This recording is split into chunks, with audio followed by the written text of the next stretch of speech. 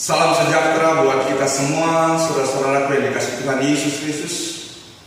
Selamat berjumpa kembali di dalam persekutuan sebagai umat Allah, yang mana kita bersama-sama akan menghayati akan kasih setia Tuhan atas perjalanan kehidupan yang boleh saya dan saudara jalani.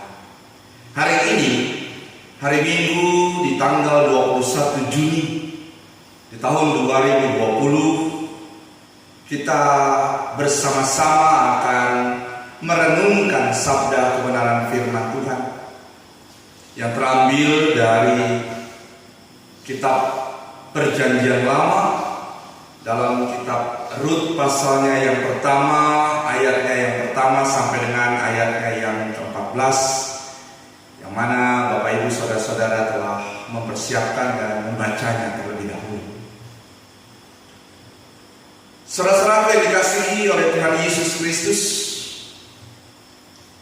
ketika kita bersama-sama membaca akan firman Tuhan dalam kitab Rut pasalnya yang pertama, ayatnya yang pertama hingga ayatnya yang ke-14, yang mana dalam bagian kitab Rut pasalnya yang pertama ini berakhir sampai dengan ayatnya yang terakhir, yaitu dalam ayatnya yang ke-22.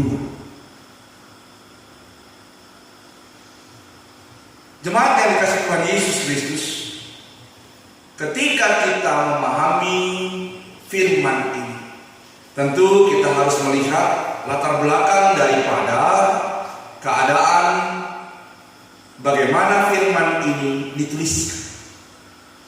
Secara keseluruhan dalam bagian firman ini mau menceritakan tentang perjalanan kehidupan umat Allah, yang mana perjalanan kehidupan umat Allah ini diwakili oleh sebuah keluarga, yaitu keluarga Elimelek.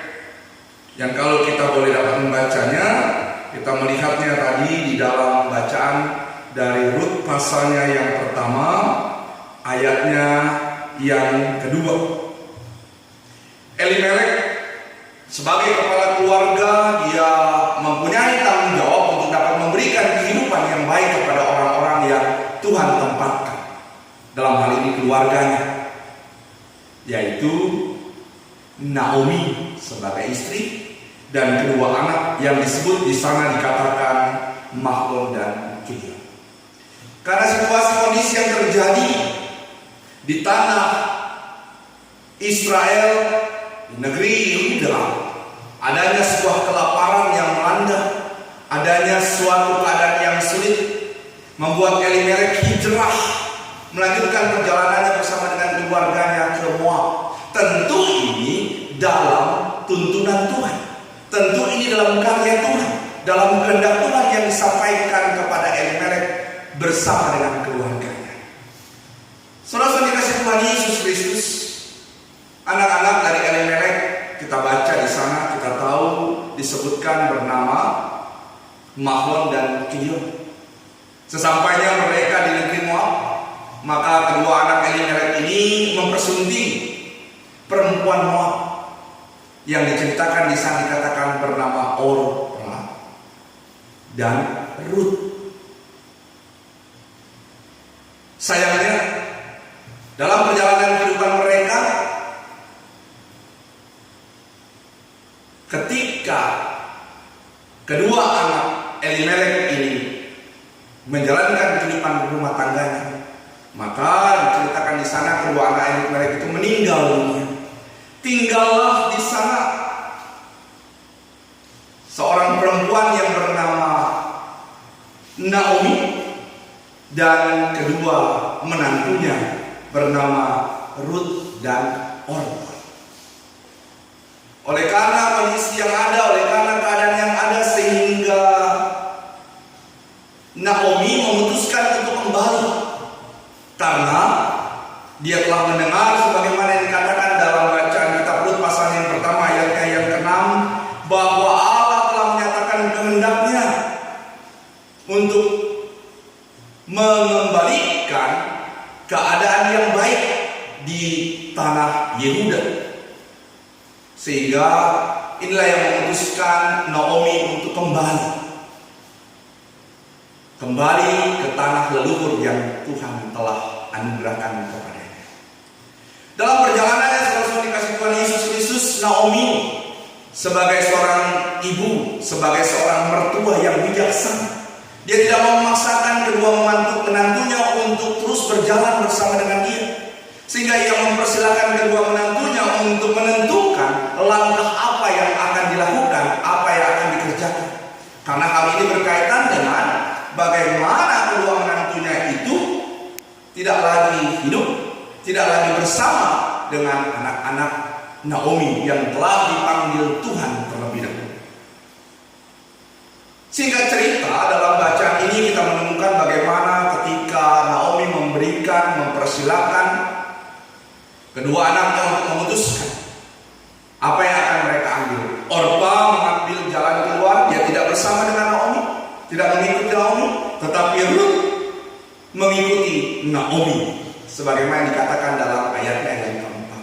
Nah, saudara dikasih Tuhan Yesus Kristus, sungguh sangat menarik dalam bagian bacaan firman Tuhan ini mau menceritakan tentang sebuah hubungan yang didasarkan oleh karena kasih, sekalipun kasih itu atau hubungan itu bermula didasarkan oleh sebuah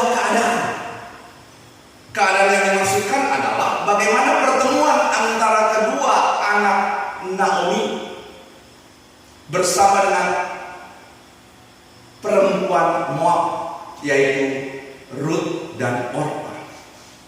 Kasih inilah yang menceritakan, kasih inilah yang mengikat sebuah hubungan antara seorang ibu bersama dengan anak, dalam hal ini menantu.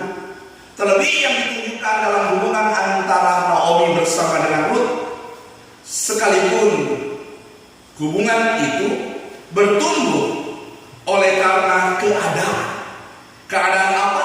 Keadaan yang sebagaimana yang saya katakan tadi, keadaan di mana Ruth dipersunting oleh salah satu anak Naomi, yaitu Mahlon.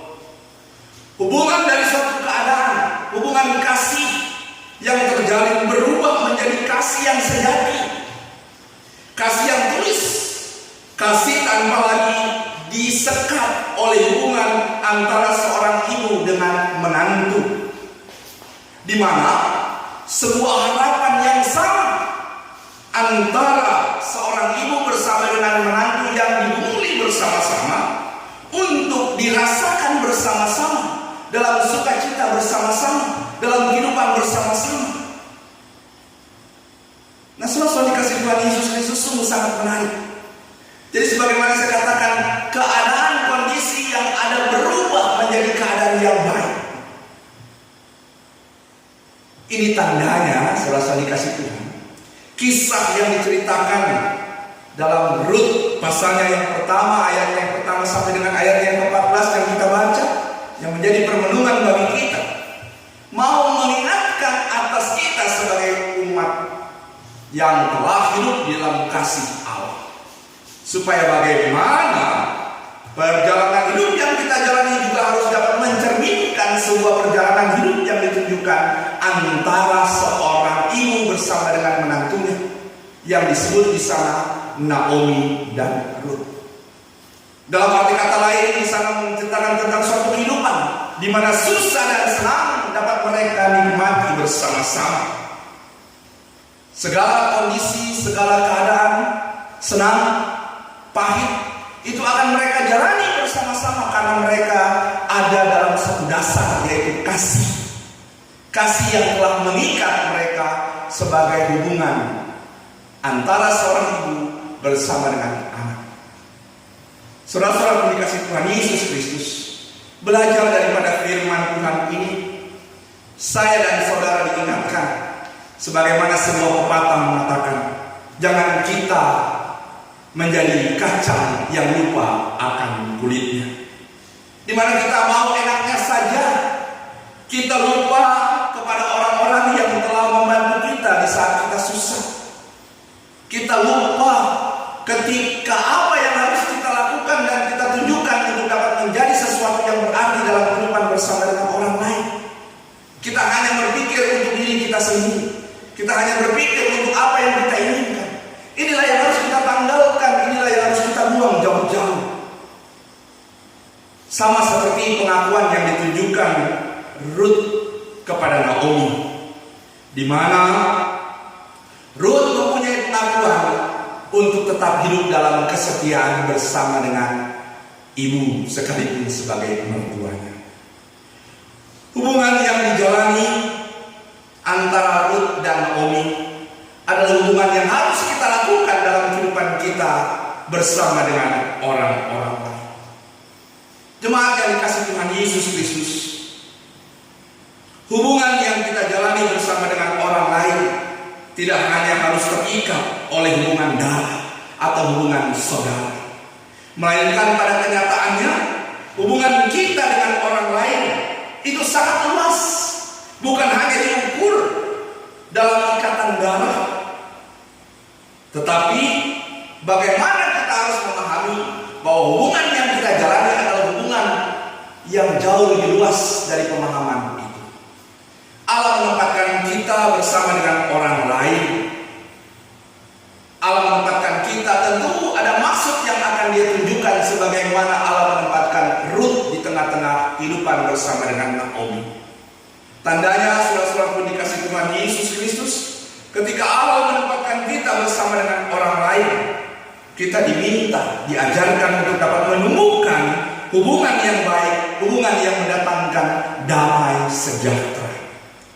Kitab Amsal pasalnya yang ke-17 ayat yang ke-17 berkata, seorang sahabat menaruh kasih setiap waktu dan menjadi saudara dalam kesukaran. Ini tandanya bahwa kita semua sebagai umat Allah dipanggil untuk bersama-sama menghadirkan apa yang disebut dengan damai sejahtera dari Allah. Kondisi keadaan yang sedang kita alami, situasi dunia yang sedang kita gumuli, tidak membuat kita untuk tidak dapat menghadirkan damai sejahtera yang datang dari Allah. Kepedulian yang kita tunjukkan kepada orang lain bukan hanya diukur ketika kita dapat memberikan sesuatu, memberikan materi, tetapi lebih luas lagi, sesuatu yang dapat kita tunjukkan adalah bagaimana keberadaan kita boleh dapat mendatangkan sukacita. Paling tidak kita boleh mendoakan mereka yang ada dalam pergumulan. Paling tidak kita boleh dapat menguatkan mereka yang ada dalam kesusahan. Dan jika kita mempunyai berkat, maka itulah yang dapat kita berikan dalam kehidupan bersama dengan orang lain. Tuhan Yesus kiranya selalu mengingatkan kita supaya bagaimana hidup yang kita jalani senantiasa boleh dapat menghadirkan dan mencerminkan hubungan yang telah diwujudkan oleh Ruth bersama dengan Naomi. Inilah hubungan kita bersama dengan Tuhan yang Tuhan telah berikan bagi kita dan kita wartakan bagi orang lain.